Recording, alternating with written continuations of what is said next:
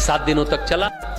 फिर उन्होंने सत्रावसान हुआ, दक्षिणा दी, लेकिन जाते दक्षिणा देते देते पैर छूते छूते राजा जनक ने कहा कि आपकी बहुत चर्चा सुनी थी, अष्टावक्र को कहा, लेकिन इस बार ज्ञान में मजा नहीं आया। बोले मुझे भी मजा नहीं आया जनक, तुमने मुझे पुरोहित समझा, आसन दिया बैठने के लिए, खुद ही सिंहासन पर बैठे रहे। अहंकार के आसन पर बैठ करके कहीं ज्ञान प्राप्त होता है?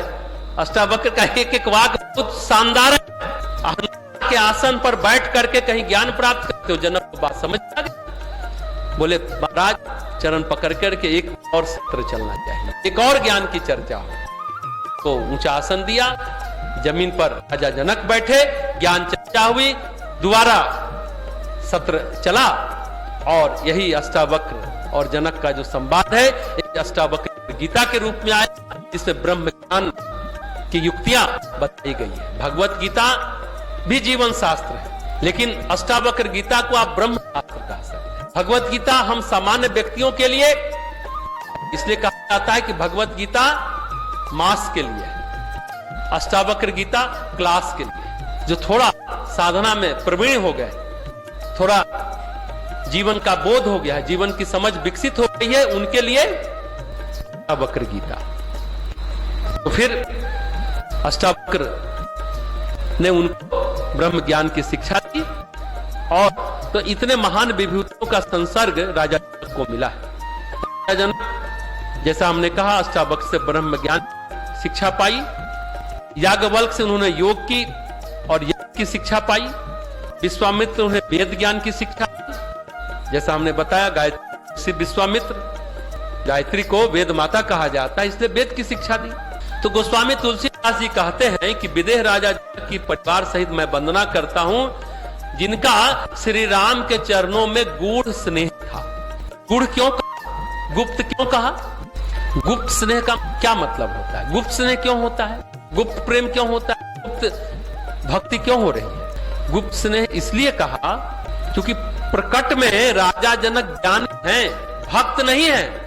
वो दरअसल ज्ञान के अनुयायी है। आप जितने योग ज्ञान की बात, ब्रह्म ज्ञान की बात, यज्ञ की बात जितना है, प्रकट में राजा जनक को ज्ञानी कहा जाता है और गुप्त रूप से वो लेकिन भक्ति मार्ग के अनुयायी थे। जाहि राम पद गूढ़ स्नेहा, स्नेह का मार्ग, प्रेम का मार्ग, भक्ति का मार्ग गुप्त था, उनका गूढ़ था। तुलसीदास जी कहते हैं उनका चित्त लेकिन इतना निर्मल था कि भोग जोग अहं राखई गोई, जोग भोग में उनका ज्ञान गुप्त नहीं हुआ। राजा थे तो चारों तरफ भोग ही भोग है, ऐश्वर्य है, लेकिन उसमें उनका ज्ञान राजा जनक का लुप्त नहीं हुआ। हाँ, सुप्त था, छुपा हुआ था, दबा था, लेकिन लुप्त नहीं था, सुप्त भर था। उनकी भक्ति दबी हुई थी। जैसे ही उन्होंने श्री राम को देखा, उनकी भक्ति प्रकट हो गई और वो दिखने लगी। और सभी लोगों ने उस दिन जाना जब भगवान राम को पहली बार राजा जनक ने देखा, जिस तरह से उन्होंने जो अपना अनुराग, अपनी संवेदना, अपनी भावना, अपनी भक्ति जो प्रकट की, अपनी श्रद्धा, तो वो लगा कि अरे ये ज्ञानी नहीं भी है, लेकिन वो राम को देख करके ही प्रकट हुआ। एक कथा अष्टावक्र की और आती है। वक्र की बात चल रही है, मिथिला इतने ज्ञानी बन रहे हैं, एक बंदी यानी एक द्वारपाल मिथिला में ज्ञानियों की परीक्षा लेने लगा और कहा कि जो ज्ञानी उत्तीर्ण होगा उसको स्वर्ण मुद्रा देंगे, धन देंगे, और जो पराजित हो जाएगा उसको हम समुद्र में डुबा देंगे। अगर जीत जाएगा तो बहुत सारी गायें देंगे, स्वर्ण मुद्राएं देंगे, बहुत सारा धन देंगे। तो बड़े बड़े पंडित आए, उसमें अष्टावक्र के पिता कहो ऋषि भी, लेकिन सब द्वारपाल बंदी से, बंदी मतलब द्वारपाल, उससे पराजित हो गए। बंदी ने सब समुद्र में डुबो दिया और मिथिला के बहुत सारे पंडित डूब गए। अष्टावक्र जब आए, उनकी माता चिंतित हुई, उनको बुलाया, कहा कि तुम्हारे पिता को तो इस बंदी ने दिया, शास्त्र के बहाने बुलाया और डुबा दिया समुद्र में, जिससे समस्त आर्यावर्त के पंडित ज्ञानी अब जिससे पराजित हो चुके। तब अष्टावक्र उस बंदी से शास्त्रार्थ करने आए और पहले ही दौर में उस बंदी को पराजित कर दिया। बंदी तो हम तुमको समुद्र में डुबोते हैं। बंदी ने कहा, महाराज आप नाराज मत होइए, हम बंदी नहीं, मनुष्य नहीं हैं, हम तो बंदी का द्वारपाल मनुष्य का वेश बना, हम वरुण देवता जो जल के देवता उनके दूत हैं। वरुण अपने लोक में महान यज्ञ कर रहे हैं, महान आचार्यों को निमंत्रित करना था, उनको बुलाना था। ऐसे तो संभव नहीं था कि देवता और मनुष्य का रिश्ता थोड़ा गुप्त रहे, इसलिए इस तरह की रचना रची और उनको हमने चुपचाप आमंत्रित करके पाताल लोक में ले गए हैं, जल में ले गए हैं। जैसे ही यज्ञ समाप्त होगा सबको वापस हम धरती पर भेज देंगे। यज्ञ समाप्त होते ही सभी ब्राह्मणों को आपके पिता के साथ वापस भेज देंगे।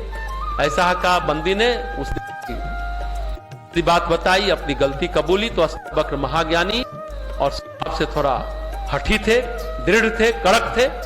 तो इन गुरुओं का सत्संग मिला है मिथिला के राजाओं को, सभी राजाओं को मिला है। एक और चर्चा है। एक बार वेदांत की चर्चा अष्टावक्र कर रहे थे, राजा जनक को भी बुलाया गया। हालांकि चूंकि अष्टावक्र बड़े विलक्षण तेजस्वी ऋषि और ज्ञानी थे, तो उनसे ज्ञान चर्चा करने के लिए सारे पंडित, सारे ज्ञानी, सारे ब्राह्मण बड़े आतुर रहते थे। सब ऋषि, साधु, ब्रह्मचारी ज्ञान चर्चा के लिए, सत्संग के लिए आए। जनक नहीं पहुंचे थे। अब अष्टावक्र ने कहा कि जनक पहुंचे तो चर्चा जारी करे, सत्संग शुरू करे। तो क्योंकि सब आतुर थे, बोले जनक नहीं आएंगे, वो संसारी व्यक्ति है, आप ज्ञान चर्चा शुरू करिए। उन्होंने कहा कि देखिए जनक को आने दीजिए। जनक थोड़ी देर में आ ही गए, सत्संग शुरू हो गया। अब अष्टावक्र क्या करते हैं सो देखिए। अष्टावक्र ने अपनी योग विद्या से, योग माया से पंडाल में जहां सत्संग चल रहा था आग लगा दी। अब जितने साधु ब्रह्मचारी थे सब अपने कमंडल लेके भागे, अपने मतलब लंका बचाने के लिए सब भागे, लेकिन राजा जनक बैठे रहे। अष्टावक्र ने जनक को कहा कि आप भी जाओ, आपका पूरा राज्य जल रहा है मिथिला। जनक ने कहा, मिथिला जल रही है, मेरा कुछ नहीं जल रहा। मिथिलायाम प्रदीप्त्याम न मैं दह्यताम किंचिन। वो आग बढ़ते बढ़ते राजा जनक के देह तक पहुंच गई, पर वो अविचल अटल बैठे रहे। यह कि मैं देह नहीं हूं, मैं देह हूं ही नहीं। ऐसा कर अष्टावक्र ने उनकी परीक्षा ली और तब फाइनली ब्रह्म का ज्ञान दिया। तो गोस्वामी जी कहते हैं, जनक बाहर से ज्ञानी थे, अंदर से भक्त थे। उनका नारायण के चरणों में गूढ़ स्नेह था, भगवान श्री राम के चरणों में गूढ़ भक्ति थी, जो दिखना तो नहीं था बाहर से वो ज्ञानी दिखते थे, अंदर से भक्त थे। मैं अब उनको प्रणाम करता हूं, परिवार सहित उनकी वंदना करता हूं। अगले चौपाई में गोस्वामी तुलसीदास जी कहते हैं, प्रणवो प्रथम भरत के चरना, जासु नेम व्रत जाई न वरना। रामचरण पंकज मन जास, रुवधु मधुप इव तज इन पासु।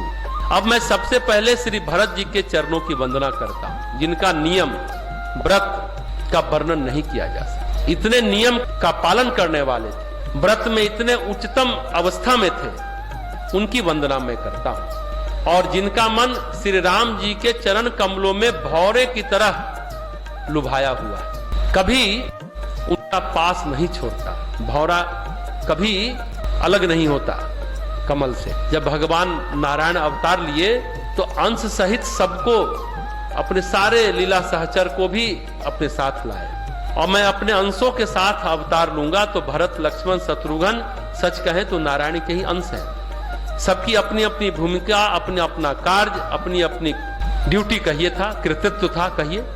भरत जी भी अपनी भूमिका पर थी, लेकिन ऐसी भूमिका भरत की थी जो किसी की नहीं थी। जितना विषपान जहर भरत ने पिया, उतना किसी ने नहीं पिया। आप सोचते होंगे क्या, कैसे भी इतना जहर पिया?